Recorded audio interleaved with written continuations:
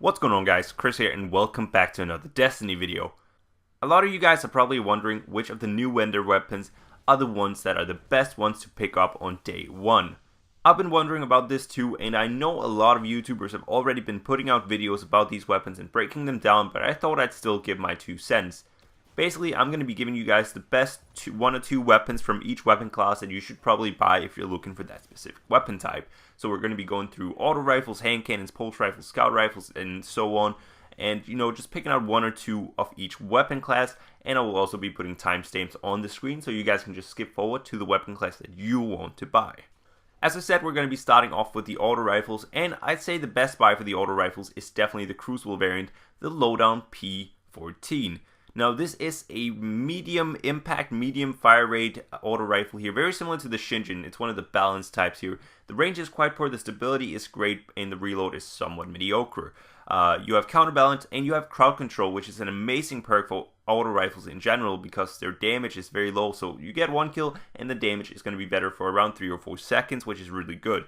Now, this auto rifle is definitely the best pick if you want an auto rifle, but in general, I'd say you probably don't want an auto rifle because they're not very good right now. Another alternative is the Pest Control Matrix from the Vanguard vendor, and this one is very similar to the Shadow Price. However, the high impact auto rifles are actually the slowest killing ones right now, and the base stats and the base perks of the Pest Control Matrix are not very good. So if you're going for an auto rifle, definitely get the Lowdown P14. In terms of hand cannons, the vendors are going to be giving us 3 weapons. The Crucible Quartermaster is going to be giving us the Up the Ante. New Monarchy is finally going to be giving us that sexy Red Hand 9. And Future War Cult is going to be giving us an all new weapon, the Fulcrum. Now, between these 3 weapons, I'd say definitely go with the Red Hand 9. It is an amazing hand cannon. The base stats are amazing. It has the best stability of any hand cannon. It is one of the balanced hand cannons, meaning it doesn't have the highest impact or the highest fire rate, but it's a very balanced gun overall. The only major downside to it is the range. Now, the Up the Ante is also a pretty decent weapon. The base perks on the Up the Ante are great, with One-Man Army and Hot Swap. However, they don't really warrant you buying it instead of the Red Hand 9, even though the Red Hand 9's base perks are admittedly pretty bad. Thing is, you want to be re-rolling that Red Hand 9, and it is going to be an amazing weapon that's never going to let you down. The Fulcrum could also be okay, but it's really just the Red Hand 9 with worse stability, a slightly better range, and a smaller magazine size. There's nothing to like too much about it. The Red Hand 9 is better.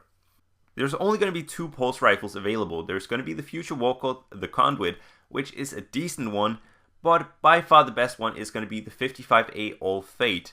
This pulse rifle is very similar to the Stranger's Rifle, except it's legendary and you can re-roll it for exactly the perks you want, which is amazing. It is going to be capable of killing in just 2 bursts. It's one of the fastest killing weapons in the game. Now, even though the Conduit does come with some really good perks with Feeding Frenzy and Reactive Reload, it simply isn't good enough to warrant it being bought instead of the 55A All Fate. Thing is, the 55 All Fate does more damage, has a much larger magazine size, and you can re-roll it to get some amazing rolls. I already looked into it, and I'm definitely buying that weapon right off the bat. Then lastly, in terms of scout rifles, they are unfortunately disappointing, especially if you're looking for a PvE scout rifle. The 0-point LOTP is basically like the Vision of Confluence and the Fang of Yud, except it has way worse perks and no elemental damage. It's not even really going to be worth re-rolling this thing, since most of you probably have some really good scout rifles carried over from the Dark Below. Just don't think about this one.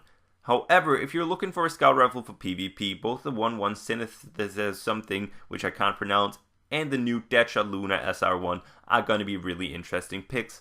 You're probably going to want to re-roll both of them, but their base stats with high fire rate and pretty low impact are really good for PvP, and especially the Deadshot Luna could actually turn into what you would want an auto rifle to be. Definitely looking forward to getting my hands on that one, and I'd recommend you guys do so too if you're looking for a scout rifle that's going to be really fun to use in PvP. Moving on to snipers, we are going to have 4 new snipers. They're all low impact snipers which are best suited for control and rumble and game modes like that, and not really for PvE or skirmish or elimination for that matter. And there is really one sniper that stands out with having better base stats and base perks here, and that is the Subtle Notch DN7.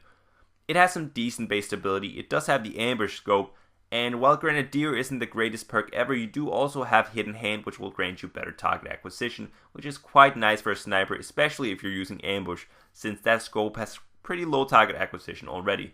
The magazine size is also 5, which is pretty good in comparison to something like the Chosen's 4.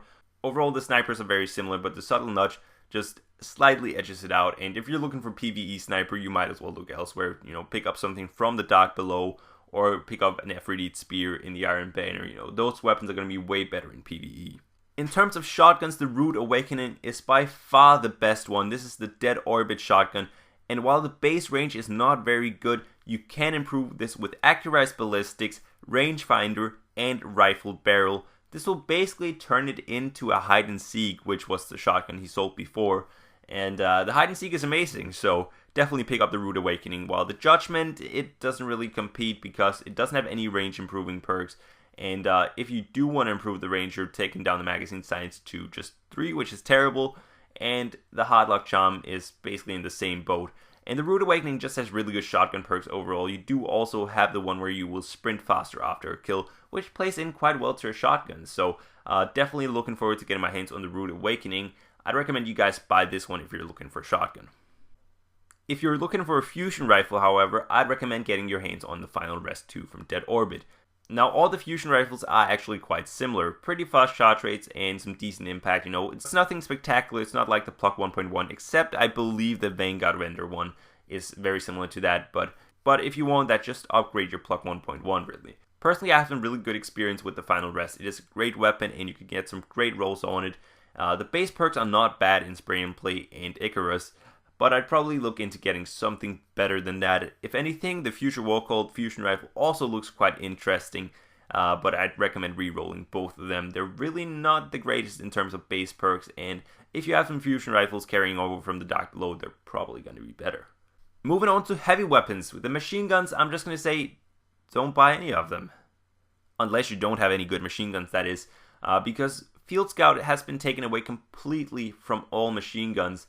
And the only way to get more ammo is to trade off stability or range, and you generally speaking don't want to do that with a machine gun since you don't even get extra reserve ammo. I believe it's only more ammo in the clip.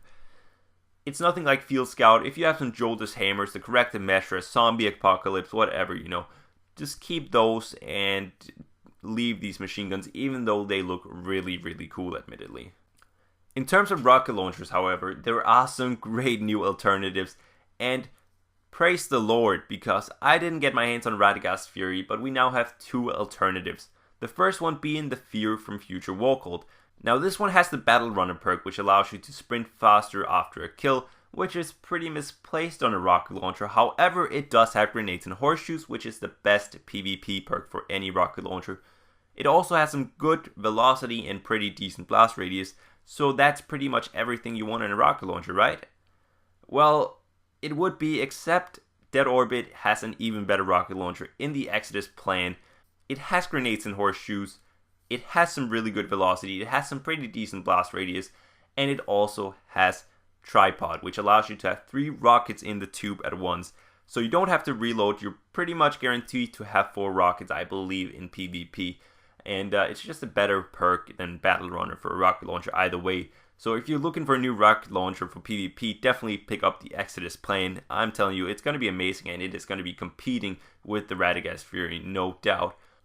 However, if you're looking for a PvE rocket launcher, do not worry, because New Monarchy is bringing a new Admonisher with tracking and arc damage. Now, while the velocity on this weapon isn't the greatest ever, you do want tracking in PvP, no doubt about that. And the velocity isn't that big of a deal in PvE as it is in PvP, so you're probably going to be just off fine. It also does have Spray and Play to make up for the poor magazine size of 1, so you're not going to have as much downtime as you might think.